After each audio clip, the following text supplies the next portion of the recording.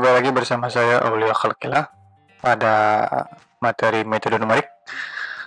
Nah, pada kesempatan kali ini saya ingin menjelaskan lanjutan dari metode numerik dengan judul lain, yaitu metode secant untuk menentukan nilai akar di suatu fungsi persamaan tidak linier. Nah, metode secant secara prinsipnya adalah menggunakan persamaan garis yang memotong.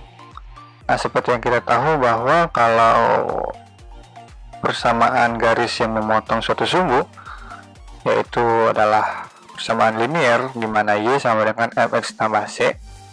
Nah, di mana perpotongannya itu adalah nilai M, terus slope ya, kemudian ada nilai interceptnya itu adalah C. Nah, untuk metode secant persamaan yang digunakan adalah persamaan ini, dimulai dari persamaan ini, di mana untuk suatu persamaan yang memotong sumbu X adalah Y sama dengan fungsi X2 ditambah dengan fungsi X2 dikurang fungsi X1 dibagi dengan X2 kurang X1 dikali dengan X kurang X2. Nah, secara tidak langsung dari persamaan ini mirip dengan persamaan seperti yang sebelumnya saya bilang, yaitu dengan Y sama dengan mx tambah C, di mana M-nya itu adalah fungsi ini dan C-nya adalah ini.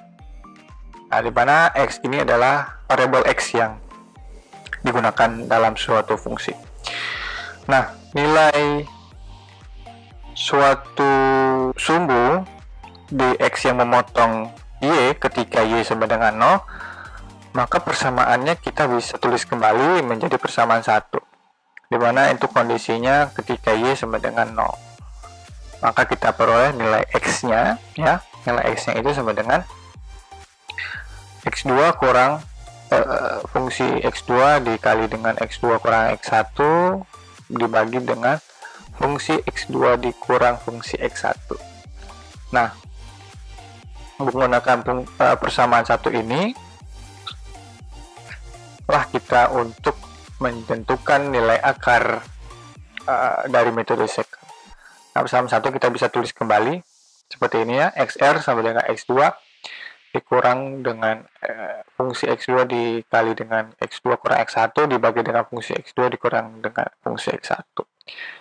Nah, kita hanya menggunakan atau menginput sama seperti bisection, menginput nilai batas minimum dan batas maksimum. Namun di sini saya menggunakan inisial atau bentuk variabel X1 atau X2.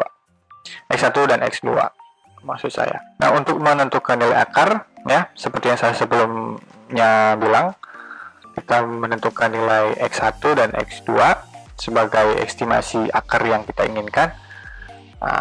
Maka kita substitusikan ke dalam persamaan ini. Setelah kita hitung, maka akan memperoleh nilai akar yang baru, nilai akar XR. Nah, jika nilai errornya itu masih seperti bisection ya, jika nilai errornya itu masih sangat besar, maka perhitungan nilai akarnya masih berlanjut. Nah, di mana sekarang nilainya bergeser ya. Untuk di metode secant nilainya bergeser, X1 berubah menjadi X2 dan X2 berubah menjadi XR nilainya bergeser ya. Nah, sekali lagi untuk di metode secant, ketika nilai errornya itu masih besar dari batas limit error yang ditentukan, maka pengulangan selanjutnya adalah nilai X1 nya itu ya berubah menjadi nilai X2, kemudian X2 berubah dengan nilai akar yang baru, yaitu sama dengan XR. Nah, sama seperti kondisi umum sebelumnya daripada metode bisection, fungsi yang memiliki akar itu adalah fungsi yang menghasilkan sama dengan 0 atau mendekati 0. Artinya akarnya itu adalah konvergen, cenderung mendekati 0 maksudnya. Kalau lebih seperti itu. Nah, kita lihat contoh sama seperti contoh sebelumnya, X kuadrat dikurang 2X tambah 1. Nah, seperti yang kita ketahui bahwa dari fungsi ini kita memiliki akar X sama dengan 1. Nah, lalu bagaimana dalam metode secant? Pertama kita inisialkan dulu batas X1 dan X2-nya. X1 di sini saya gunakan tetap sama -2 dan X2 adalah 2.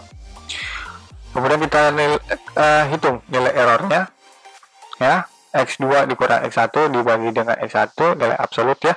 Kemudian nilai errornya adalah 2. Nah, errornya ini masih sangat besar dari limit error yang ditentukan, dimana contoh di sini limit errornya adalah 1 pangkat -7. Maksud saya 10 pangkat -7. Pangkat -7 dan sekian. Kemudian karena nilai errornya masih sangat besar, maka kita hitung nilai akarnya. Nilai akar dari metode secant menggunakan persamaan 2. Nah, untuk yang pertama ya, diperoleh nilai akarnya adalah 2,5. Nah, 2,5 ya, 2,5. Nah, kemudian kita hitung lagi errornya, dimana kondisinya sekarang adalah X1 berubah menjadi X2 nilainya, kemudian X2 berubah menjadi nilainya XR, dimana X1 itu sama dengan 2 ya, yang sebelumnya 2 ini merupakan nilai X2 ya, kita karena prosesnya berulang, maka nilainya diupdate bergeser. Kemudian X2 sama dengan 2,5 dari nilai XR sebelumnya.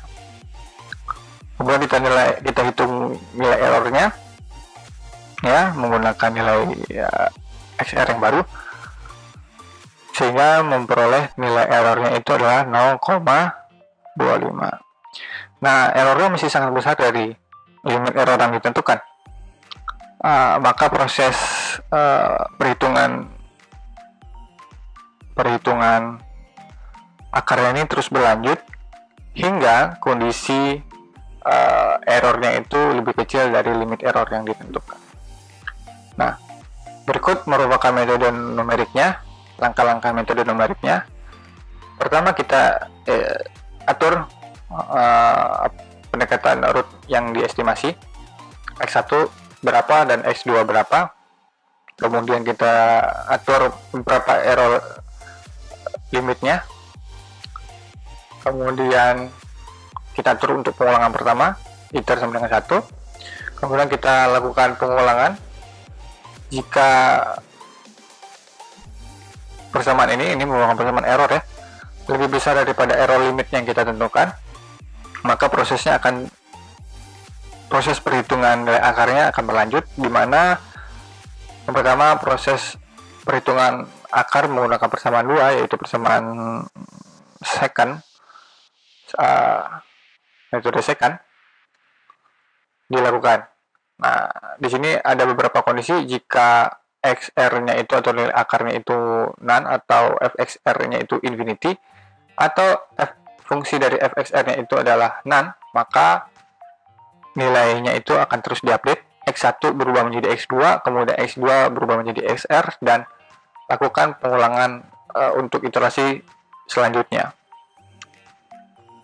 Nah, jika di poin keduanya itu, maksud saya poin 2 ini ya, poin 2 ini tidak terpenuhi, maka dihitung nilai absolut dari suatu fungsi dari XR yang telah ditentukan sebelumnya, apakah lebih kecil daripada error limit yang ditentukan. Nah, jika lebih kecil, maka akarnya itu adalah konvergen atau mendekati dengan nilai akar yang diinginkan. Sebaliknya, jika itu tidak, atau lebih besar errornya, nilai absolutnya lebih besar daripada error, maka nilai tersebut tidak konvergen. Nah, proses ini akan terus berlangsung hingga batas errornya ini lebih kecil dari error limit yang ditentukan. Demikian penjelasan dari saya tentang metode secant.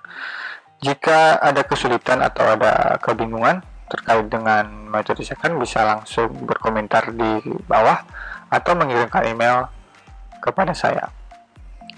Nah, untuk penerapan metode numerik metode secant ke dalam bahasa pemrograman Fortran bisa Anda lihat di link di bawah ini, di deskripsi di dalam link GitHub saya.